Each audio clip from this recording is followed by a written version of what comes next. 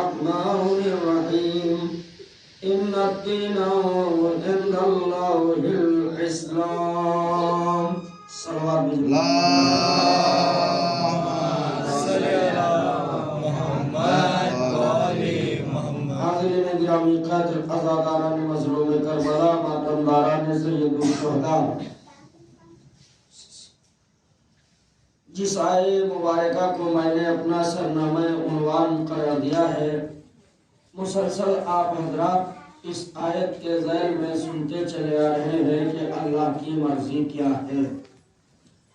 اللہ قرآن مجید میں ارشاد فرما رہا ہے کہ ان الدین عند اللہ الاسلام، بے شک اللہ کے نزدیک اس کا پسندیدہ دین اسلام ہے۔ اس لیے کیوں نہ وہ اس دین کو پسند کرے، اپنے پسندیدہ ہستیوں کو اس نے تبلیغ دین اسلام کے لیے بھیجا۔ جو اس کی پسندیدہ اور چنندہ ہستیاں تھیں ان کو دنیا میں بھیجا تاکہ ہمارے اسلام کی تبلیغ کریں۔ سب سے پہلے اس نے جناب آدم کو بھیجا، اور جناب آدم کو بھیجنے کے بعد قرآن میں اس نے ارشاد فرمایا کہ انی جاعل فی الارض خلیفہ، میں ایک زمین پر خلیفہ بنانے والا ہوں۔ ساری داستان آپ کو معلوم ہے کہ جب جناب آدم آئے ہیں تو کس طریقے سے آئے ہیں۔ ملک کو حکم ہوا، مٹی لے کے آئے، مٹی خمیر کی گئی، اور پھر ارشاد رب العزت ہوا کہ میں اس میں روح پھونکوں تو تم سب کے سب سجدے میں چلے جانا۔ مقصد یہ ہے، ہمارا بتانے کا مقصد یہ ہے کہ اس کے ایسی کچھ ہستیاں تھیں جو بارگاہ خدا بندی میں چنندہ ہستیاں تھیں، جو ان کو پسندیدہ ہستیاں تھیں، ان کو اس نے اس دنیا میں دین کی تبلیغ کے لیے بھیجا۔ لیکن اللہ تعالیٰ نے مظلوم کربلا آپ میری طرف توجہ دے کے کہ جب جناب آدم کی خلقت ہوئی اور خلقت ہونے کے بعد پوری داستان آپ کے سامنے ہے، قرآن کا واقعہ ہے کہ جناب آدم کو جب اس نے بھیجا جب اس نے تخلیق کی جناب آدم کے پتلے میں جب اس نے روح پھونکی تو جب اس نے یہ کہا کہ جب میں اس پتلے کے اندر روح پھونک دوں تو تم سب کے سب سجدے میں چلے جانا. روح پھونکی گئی, سجدے میں چلے گئے, لیکن ایک سجدے میں نہیں گیا. اس نے کیا کہا کہ جب معلوم کیا کہ تم کیوں نہیں گئے سجدے میں, کہا کہ اس لیے کہ یہ مٹی سے بنے, میں آگ سے بنا ہوں. آگ مٹی سے افضل ہوا کرتی ہے. اس کا مطلب یہ ہے کہ بارگاہ خداوندی میں رہنے کے بعد, اتنے سجدے کرنے کے بعد, اتنی عبادت کرنے کے بعد کوئی انسان ایسا بھی ہو نہ وہاں انسان ہے نہ کوئی وہاں ہے جو انسان کو بہکا سکے, بلکہ وہاں تو صرف ملائکہ ہی ملائکہ ہے. جہاں سجدوں پہ سجدے ہو رہے ہیں, جہاں رکوع پہ رکوع ہو رہے ہیں, عبادتوں پہ عبادتیں ہو رہی ہیں, ایسے میں کوئی اگر شیطان نکل جائے, صلوات بھیجے محمد و آل محمد.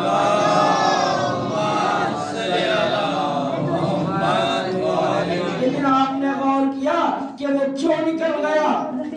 وہ اس نے انکار کر دیا کس کا؟ حکم پروردگار کا انکار کر دیا.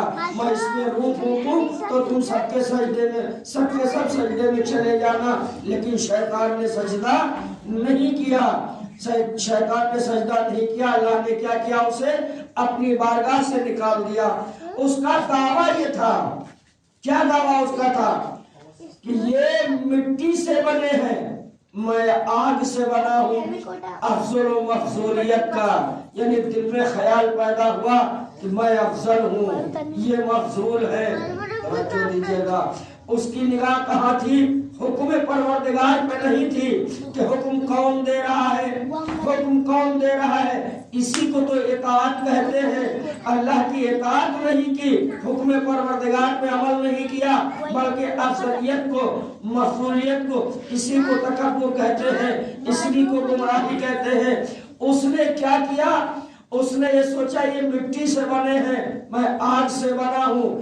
یعنی مقصد کیا تھا اس کا؟ مقصد یہ ہے, اس کی نگاہ جو کر رہی تھی کام, وہ تھی مٹیریل پر. کیا تھی؟ مٹیریل. مٹیریل کا مطلب کیا ہوا کہ مٹی ایک شے ہو گئی, مادی چیز ہو گئی, آگ ایک شے ہو گئی.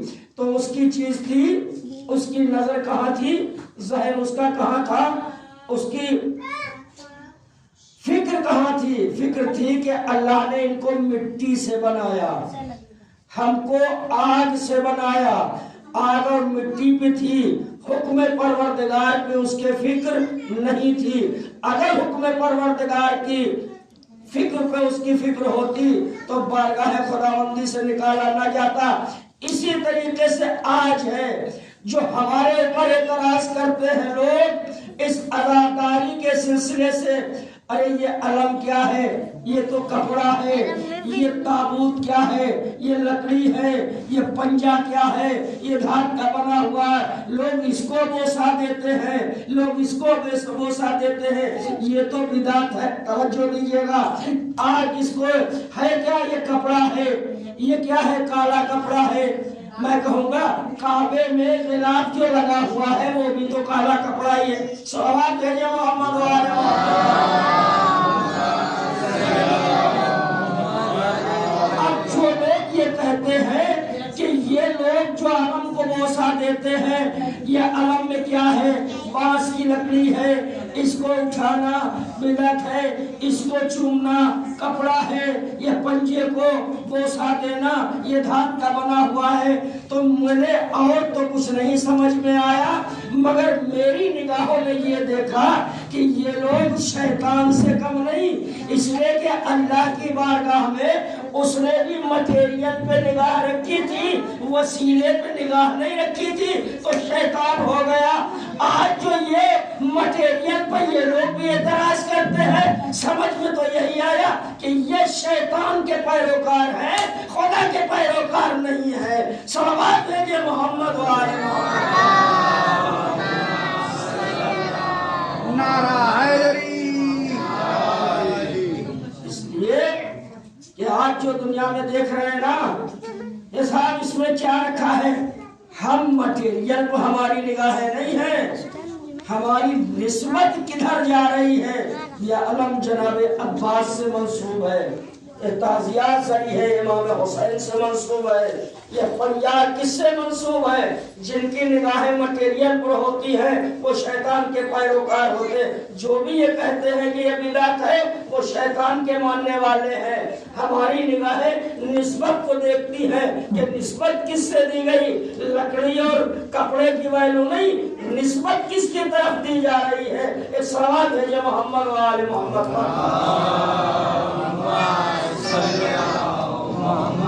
بات کہاں سے کہاں تک نکل گئی تھی، مقصد ہمارا یہ تھا، لیکن بات میں نکلتی چلی گئی، نتیجہ لطف میں آ گیا۔ بہرحال اللہ نے اپنے برگزیدہ اور پسندیدہ ہستیوں کو بھیجا دین کی تبلیغ کے لیے، اور اللہ نے فرما دیا کہ دیکھو جو قانون اس نے ابد سے بنا دیا اور ازل تک آخر زمانے تک اس کا قانون وہی رہے گا۔ لیکن میں نے دیکھا تاریخ میں قرآن کی آیت ہے لم تجد لسنت اللہ تبدیلا، اس کا قانون بدلتا نہیں ہے۔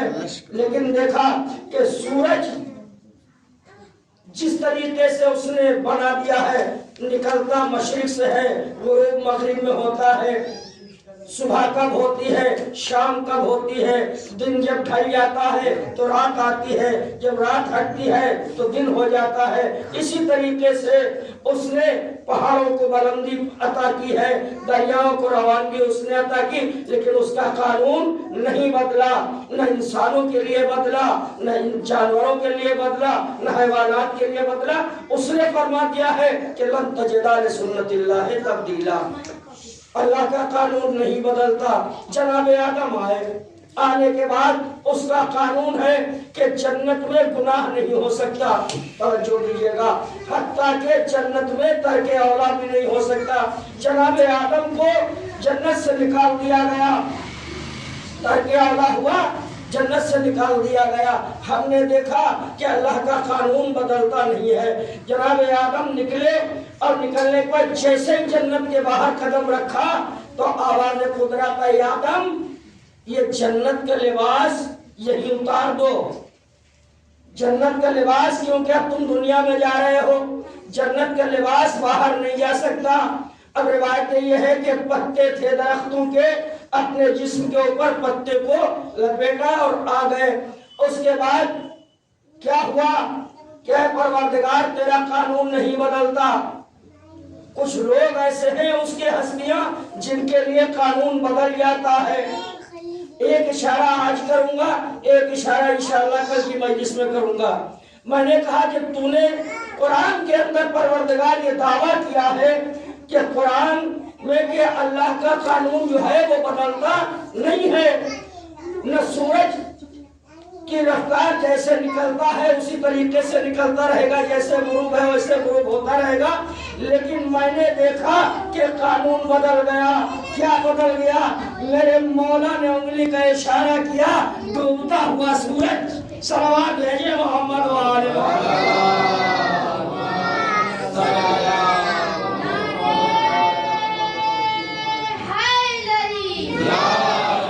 قانون بدلا کہ نہیں بدلا؟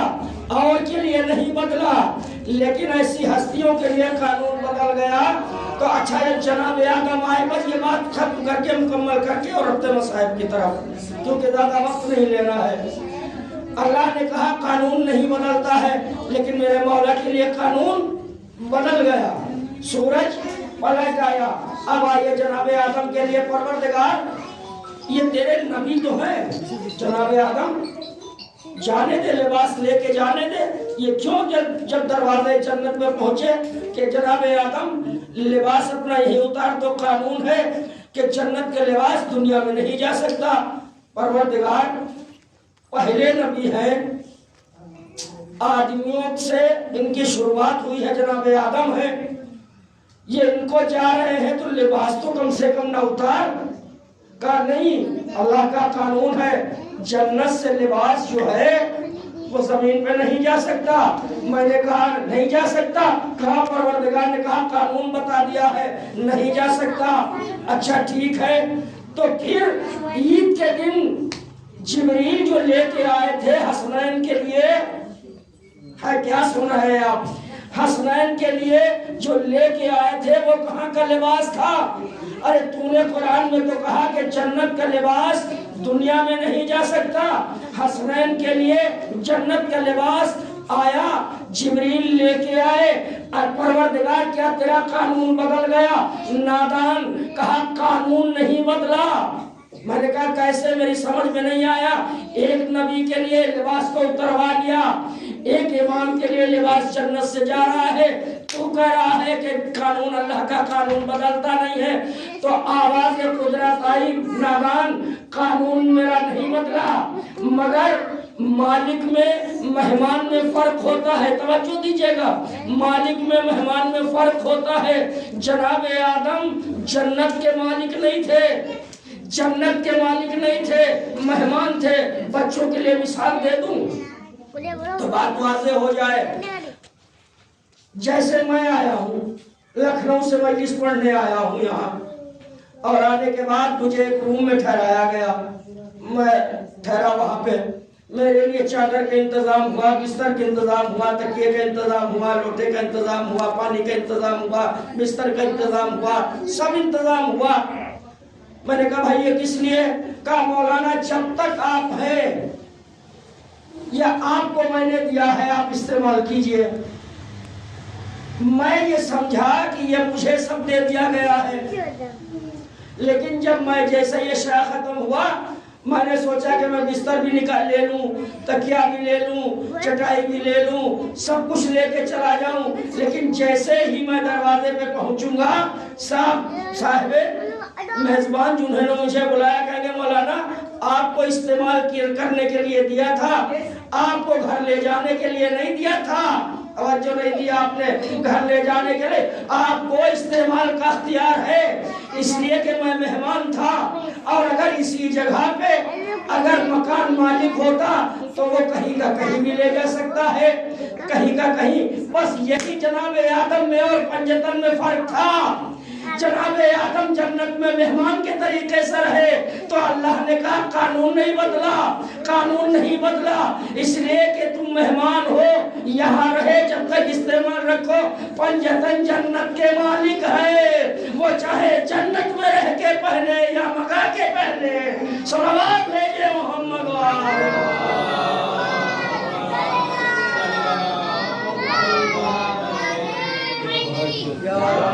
حسنین مالک جنت ہے، اسی لیے تو چاہے وہ کسی کو بھی جنت دے سکتے ہیں۔ یہ مرتبہ ہے عزیزان گرامی۔ میں نے ایک دو مجلسوں میں آپ کو مرتبہ بیان کیا کہ ہمارا مرتبہ بہت بلند ہے، ہماری پسند بھی۔ اللہ کی پسند کیا ہے؟ دین اسلام۔ اللہ کو پسند کون سا ہستیاں ہے؟ اللہ کو پسند بھی 5 ہستیاں ہیں یا 14 معصومین ہیں۔ لیکن عزیزان گرامی کیا کہنا اس ذات پروردگار کا، اس کی پسند کتنی پسند بہترین پسند ہے۔ میں نے پوچھا پروردگار تیرے برگزیدہ کون سی ہستیاں ہیں؟ آواز قدرت آئی، محمد، علی، فاطمہ، حسن، حسین۔ یہ معلوم ہو گیا کہ یہ ہستیاں اللہ کی پسندیدہ ہیں۔ تو ہماری اور اللہ کی پسند کتنی ملتی جلتی ہے؟ جو اللہ کی پسند ہے وہی ہماری پسند ہے۔ صلوات بھیجے محمد وآل محمد۔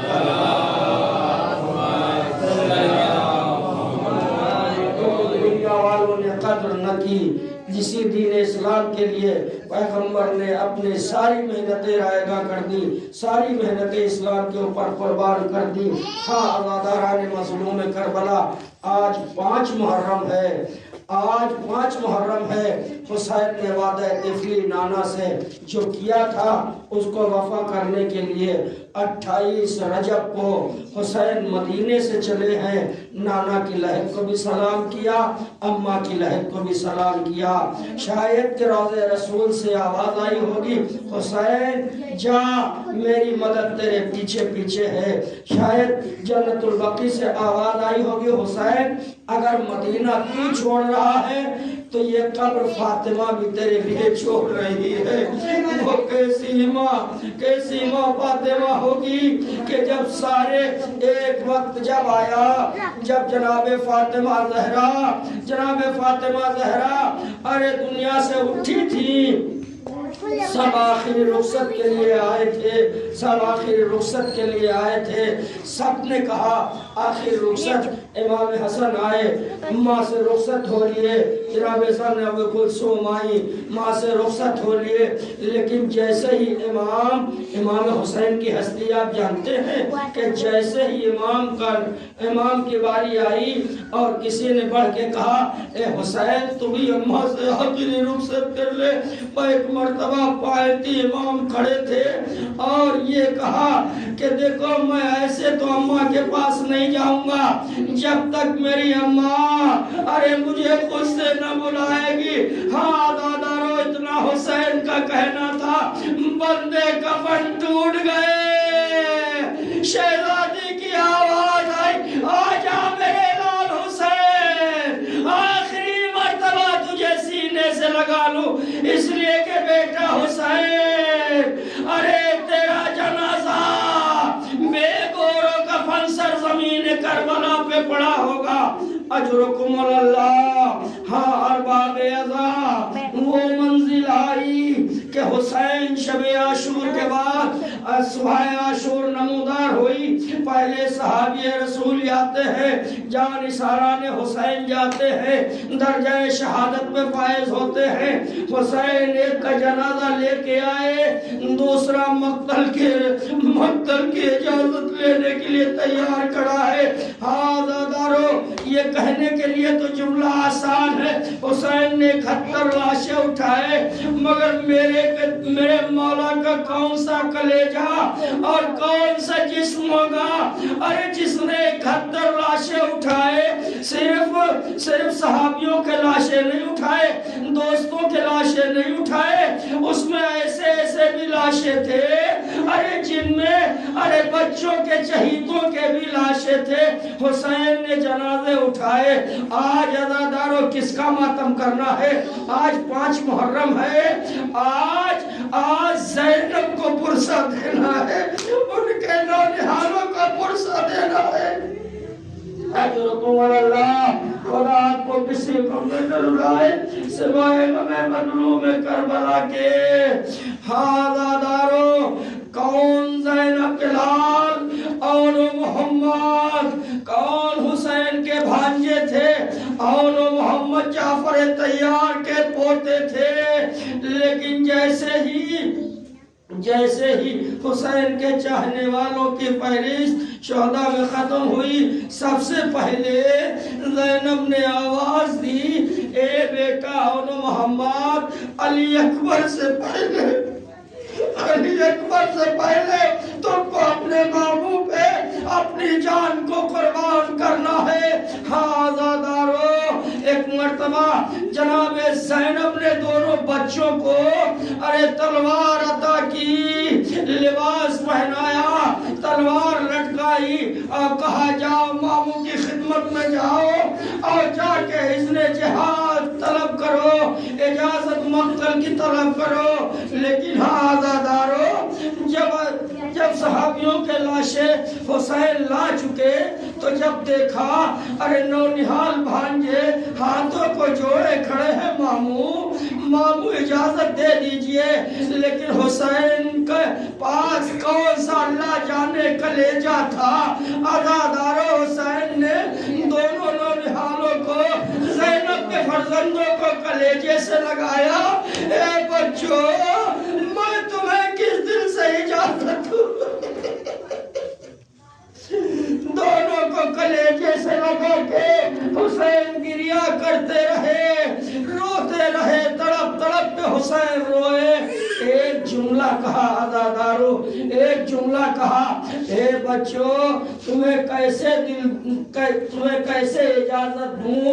अरे रनकी वो मेरे पास दिल नहीं है, कैसे इजाजत दूं? अरे तुम खुद से आए हो या अम्मा ने भेजा है? एक मर्तबा ओनो मोहम्मद कहते हैं मामू अरे अम्मा ने मुझे इजाजत दे के भेजा है, मैं एक मर्तबा आजादारो। अरे न मालूम रिवायत कहती है कि कैसे अरे ओनो मोहम्मद को इजाजत मिली।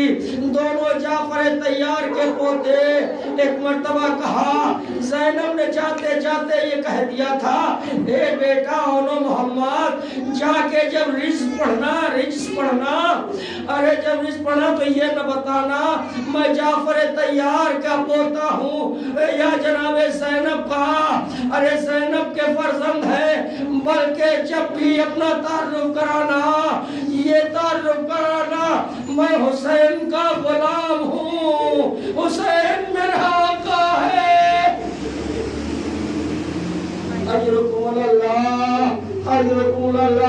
अल्लाह अल्लाह हुसैन ने किस दिल से अपने भाइयों को इजाजत दी होगी, लेकिन इजाजत देने के बाद हुसैन का दिल न चाहा।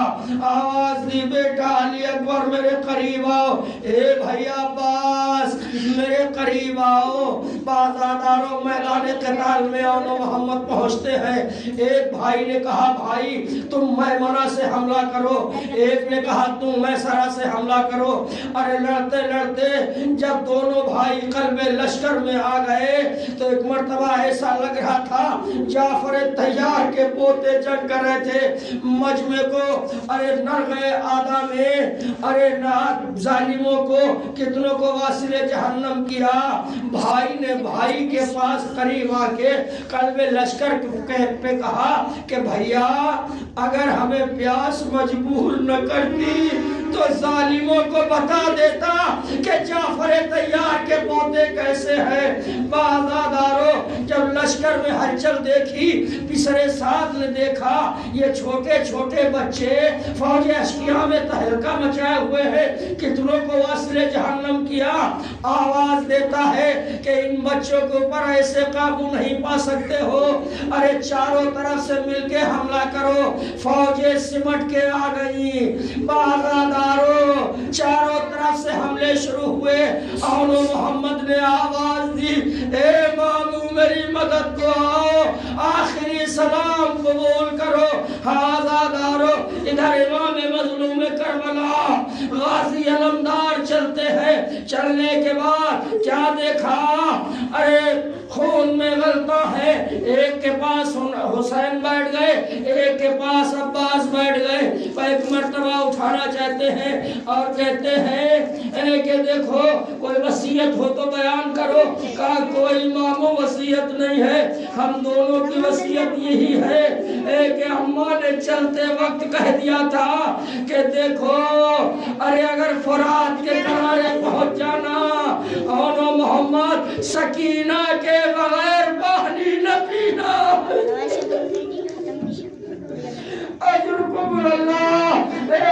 वसीयत कोई नहीं है, बल्कि जब मेरे लाशों को खैमे में ले जाना मेरी माँ को यकीन ना आएगा मेरे बच्चों ने पानी पी लिया होगा। ए मामू मेरी अम्मा से कह देना अरे तुम्हारे बच्चों ने सकीना के बगैर पानी नहीं पिया। हाँ दादारो, अब्बास ने एक को संभाला, हुसैन ने एक को संभाला, ला के दरे खैमा पे रख दिया। आवाज दी सैदानियों आओ, सैदानियों ने आवाज दी, ए ज़ैनब तेरे बच्चों के जनाजे आ गए। तमाम सैदानियां जमा हो गई। वाह मोहम्मदा वाह लिया, मातम शुरू हुआ। अल्लाह लानतुल्लाहि अलल कौमिज़ ज़ालिमीन व सयअलमुन अल्लज़ीना ज़लमू अय्युल मुनक़लिब। इन्ना लिल्लाहि व इन्ना इलैहि राजिऊन। इलाही हाफ़िज़ ज़हरा व अबीहा व बालिहा व बनीहा बालिहा मोहम्मद व आल मोहम्मद का वास्ता हमारी इस چھوٹی سی مجلس کو شرف قبولیت عطا فرما. ہمیں جو بیمار ہے شفا کلی عنایت فرما. ہمیں جو پریشان حال ہے پریشانی قبول فرما. ہمیں جو مقروض ہیں ان کا قرض غیب سے ادا فرما. بار الہ محمد و آل محمد کا واسطہ جہاں ناشیان حیدر کرار ان کے جان مال عزت آبرو کی حفاظت فرما. بار الہ سیدہ خان